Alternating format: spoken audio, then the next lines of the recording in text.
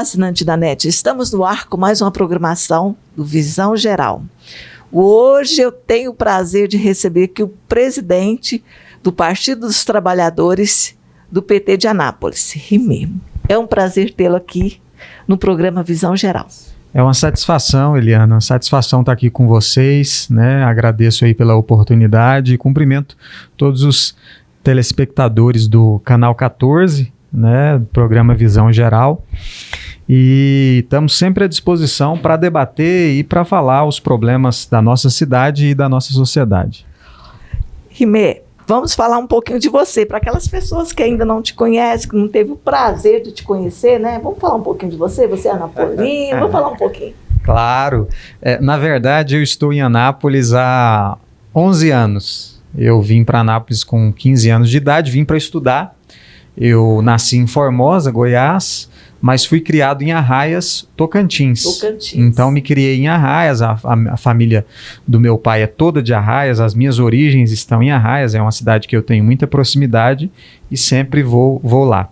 E aqui em Anápolis eu vim para estudar, na época, ingressei no Instituto Federal, no IFG, estava acabando de ser implantado, inclusive pela gestão do então prefeito Antônio Gomide, na época o presidente Lula, e vim para Anápolis e me estabeleci aqui, né? Me formei no ensino médio, fiz o ensino médio e o ensino técnico no Instituto Federal.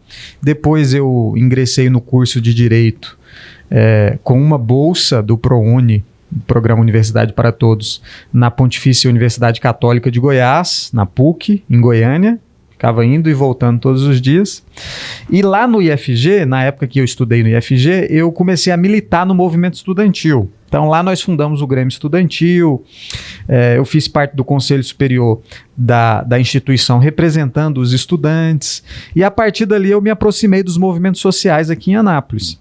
Na sequência, fui do Conselho Municipal de Saúde, Conselho Municipal de Juventude, me filiei ao Partido dos Trabalhadores, passei a militar no Partido dos Trabalhadores, já tinha esse vínculo com a política e sempre gostei da política desde muito pequeno, e aí me aproximei do PT, fui secretário de Juventude do PT de Anápolis, fui secretário de Comunicação do PT no Estado e agora estou aí à frente do PT na cidade desde o ano passado, desde o início do ano passado, vai fazer aí 2 anos já, no final do ano, que nós estamos com esse desafio, ajudando as nossas lideranças, os nossos companheiros e companheiras a guiarem aqui o nosso partido, e que é um orgulho para mim estar à frente, tão novo, tão jovem, né, com a responsabilidade, um desafio muito grande, mas é um orgulho porque é um partido que transformou o país, que mudou a vida das pessoas para melhor e transformou a cidade de Anápolis. Tem um legado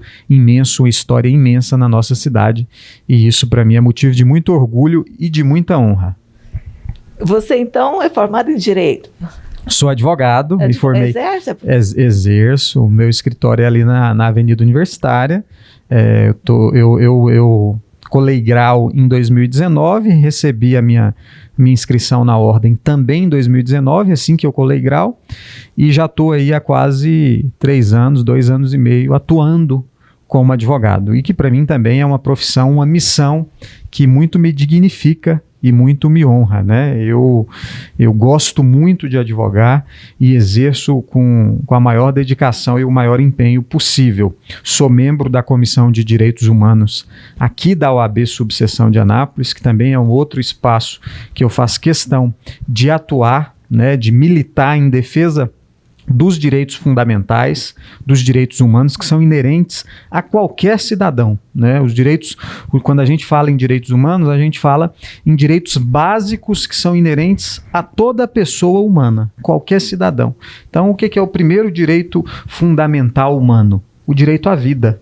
O direito à vida, que é o direito mais importante, o bem mais protegido pela legislação, é o direito à vida. Então esse é o direito humano principal que nós temos. Então quando a gente fala de direitos humanos, a gente está falando desses direitos básicos, né? Direito à saúde, direito à integridade física, e eu faço parte da Comissão de Direitos Humanos aqui da OAB de Anápolis também, que é um espaço importante de proteção e de defesa dos direitos da sociedade. Certo. Agora vamos para o lado da política, né? Agora a gente é um ser político, né? Mas vamos falar, você como presidente, né, do PT aqui em Anápolis, como está se organizando para as eleições de 2022?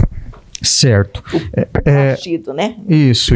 Como as eleições são gerais, né? As eleições do próximo ano são eleições gerais, vamos ter eleição presidencial, eleição para governador, deputados. Esses encaminhamentos e essas articulações, elas ficam mais a cargo da direção nacional do partido e da direção regional, da direção estadual. Então, as direções municipais têm pouca influência nesses encaminhamentos, nessas decisões. É claro, a gente dá sugestão, a gente dá encaminhamento, a gente fortalece, mas os encaminhamentos decisivos são feitos pela direção nacional.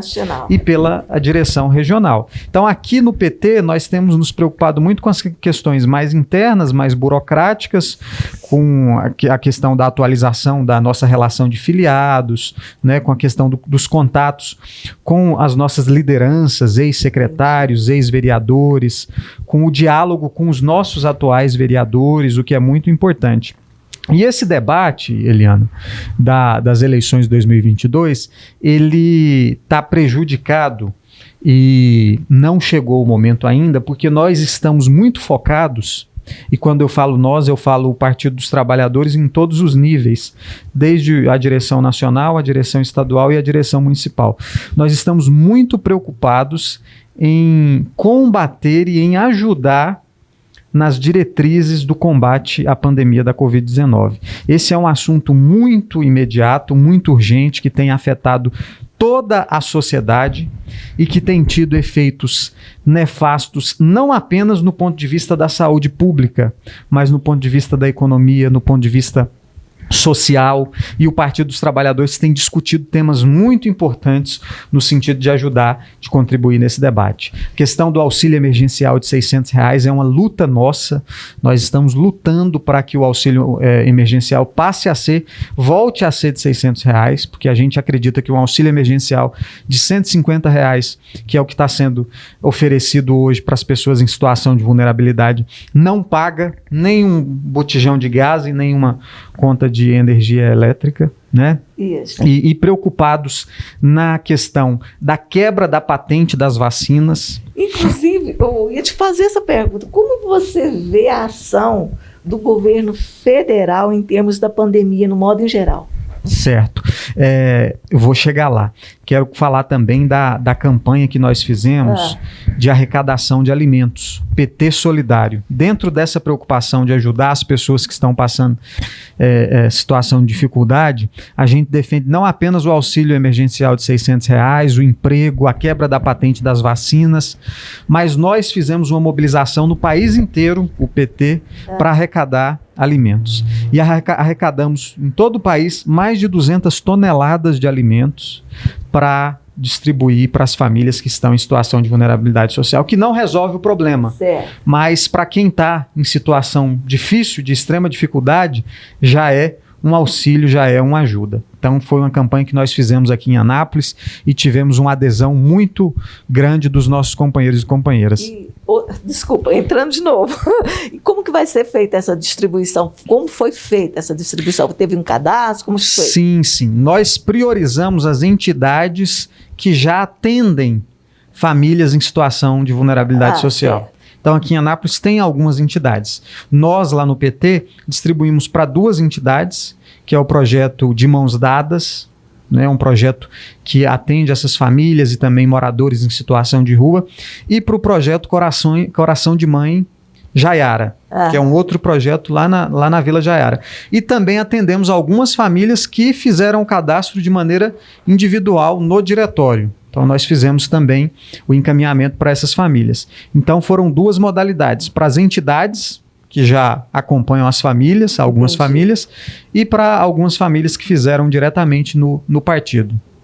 Isso vai acontecer sempre ou você tem uma data assim específica, assim, vai acontecer sempre uma... Nós tivemos 2 datas marcantes, simbólicas, que foi o dia 17 de abril, o dia da solidariedade petista, e tivemos agora o 1º de maio, o dia do trabalhador, que foram 2 datas de mobilização e simbólicas. Mas a campanha continua.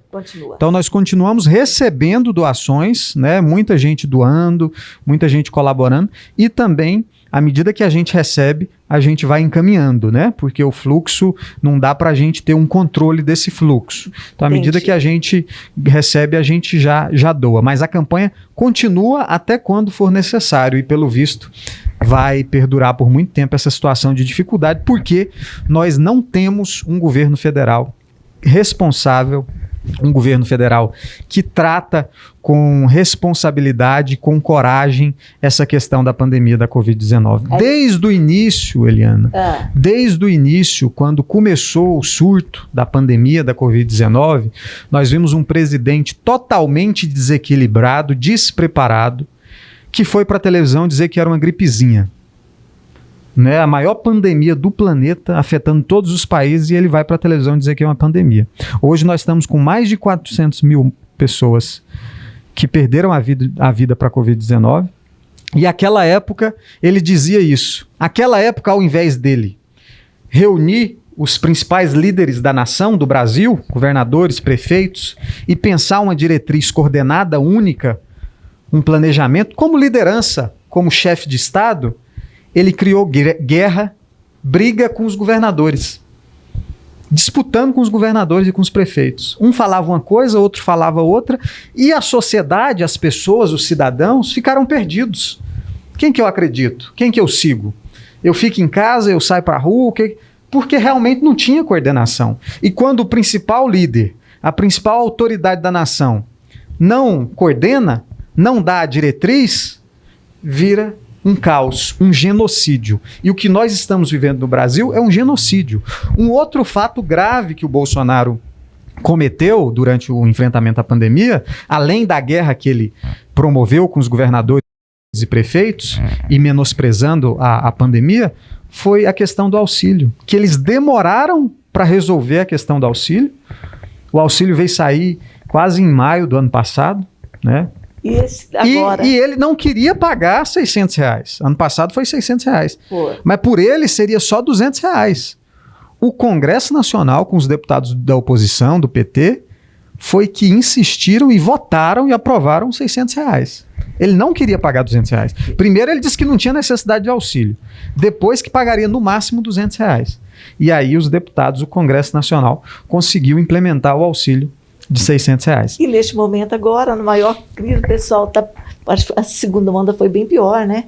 Bem pior, muito pior. Nós chegamos a ter dias seguidos com mais de 3 mil mortes. Mais de 3 mil mortes. Então, muito, muito pior do que o ano passado.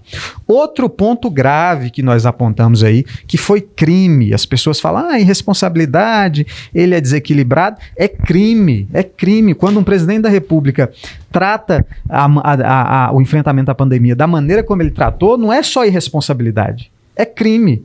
Questão das vacinas. Ele recusou a oferta de diversos laboratórios.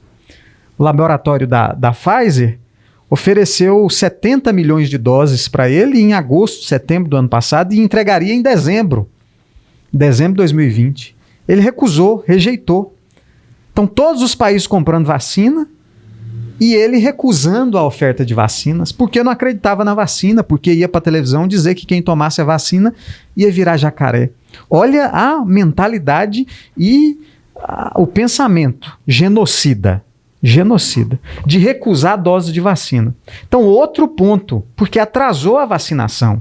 Se nós tivéssemos tido um chefe de Estado responsável, preocupado com a sociedade, nós teríamos feito os contratos com os laboratórios e tínhamos recebido vacina já com um número muito maior do que nós temos hoje. Tá a maior dificuldade. Anápolis está aí. Semana passada estava a maior confusão porque tinha acabado as doses de vacina. Não. Então, isso no Brasil inteiro. Mas por quê? Realmente por falta por falta de responsabilidade do presidente da República. Quem tomou a Coronavac, a primeira dose, tem várias pessoas nos procurando, querendo saber quando vai tomar a segunda dose. Não está tendo a vacina, né? Não está tendo a vacina. Então, por quê? Porque não fizeram a compra, porque não prepararam, porque não organizaram, porque menosprezaram, porque acharam que não ia precisar, né?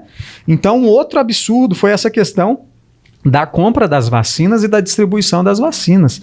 Então, foi uma sucessão, não de erros e de equívocos, uma sucessão de crimes. Uma sucessão de crimes. Porque quando um presidente da República, que tem o dever, a responsabilidade de enfrentar com coragem o combate à pandemia, de resolver, de fechar os contratos, deixa de fazer por mero egoísmo ou por mera... É crime, não é só irresponsabilidade, né? Outra coisa que me chamou a atenção, eu não sei se chamou a sua atenção também, o país está passando uma crise social muito grande, também está passando uma crise da saúde grande, também a gente viu a segunda onda aí, né, que não foi fácil, não está sendo fácil, que não passou ainda, né? E as pessoas se aglomerando, isso aí não está, assim, por exemplo, o país passando essa dificuldade todas, e as pessoas, no último dia 1º agora, eu vi uma aglomeração pela TV, enorme, pessoal, tudo sem máscara. Não é muita falta de responsabilidade, não, em prol, está querendo chamar a atenção para Bolsonaro, por exemplo. Tem pessoas que são muito, parece que não é fanatismo, aquilo tudo, não está correndo muito risco, quem vai pagar isso não somos nós depois? Você entendeu? É verdade, não, já estamos pagando, mas esse é o preço por ter esse tipo de líder, porque quando um líder fala, incentiva uma coisa, como não usar a máscara, ou como aglomerar, promove aglomeração, promove manifestação em meio à pandemia, as pessoas se sentem autorizadas a fazer aquilo. Mas precisa daquilo tudo? Muita gente se sente autorizada a fazer aquilo. Pô, se o presidente, que é o presidente, está indo, está fazendo, está liberando, eu vou também. Muita gente. Mas, ao mesmo tempo, nós temos boa parcela da população que está seguindo as medidas de distanciamento, né? Tem muita gente responsável, muitos governadores, muitos prefeitos que estão enfrentando com coragem essa questão, né? Então, muitos estados conseguiram controlar, alguns municípios conseguiram controlar. Por quê? Porque implementaram medidas práticas. É claro, tem muita gente irresponsável. Tem muita gente que não segue as medidas, que não segue as orientações e que às vezes vão na onda do fanatismo ou vão na onda do Bolsonaro, né? Mas ao mesmo tempo tem boa parcela da sociedade que está cumprindo à risca. Eu conheço famílias e pessoas que estão em isolamento, praticamente em lockdown, desde março do ano passado, que sai em caso de extrema necessidade. Então, muita gente seguindo as orientações. E, por outro lado, quando você tem um governo federal que não dá o suporte econômico e social para as famílias vulneráveis, para as famílias de baixa renda, para as pessoas mais humildes, essas pessoas têm que sobreviver. Então, elas não têm opção. O governo federal deixa elas sem opção. Porque se o governo federal desse um suporte econômico, nós vamos pagar o auxílio emergencial aqui de R$600, mas nós vamos entregar na sua casa para você comprar os alimentos. Ou vamos dar o crédito no mercado para você comprar os alimentos e evitar sair de casa. Mas olha só, a finalidade do auxílio emergencial é fazer com que as pessoas não passem necessidade, não passem fome e não saiam para trabalhar para não correr o risco de se contaminar, mas tenham o mínimo de dignidade. Mas eles pagam o auxílio emergencial sem coordenação, sem organização, e as pessoas vão para a Caixa Econômica, para o banco, atrás do auxílio, buscar o dinheiro, aglomerar. Por quê? Porque não tem orientação, não tem coordenação. Isso do governo federal, isso dos governos. Nós tivemos vários países no mundo em que os auxílios emergenciais, e até hoje tem país pagando auxílio emergencial desde o início da pandemia. É entregue na casa das pessoas, para que as pessoas não saiam de casa. e orientam, o auxílio emergencial não é para festar, não é para... O auxílio emergencial é para vocês comprarem o mínimo e terem as condições mínimas de sobrevivência, né? É isso. Como o Darlan já deu um tempinho, já deu um sinalzinho para nós que o nosso tempo já está esgotado, mas antes da gente terminar aqui, vamos falar, voltando à política, me fala aí quais são os candidatos a deputado estadual e federal que o PT vai daqui de Anápolis, continua o Antônio, o Rubens, como vai ser? É natural que o Antônio Gomide e o Rubens Ottoni sejam os nossos candidatos. Certo. Porque são atuais, né, parlamentares e têm desempenhado um trabalho muito bom.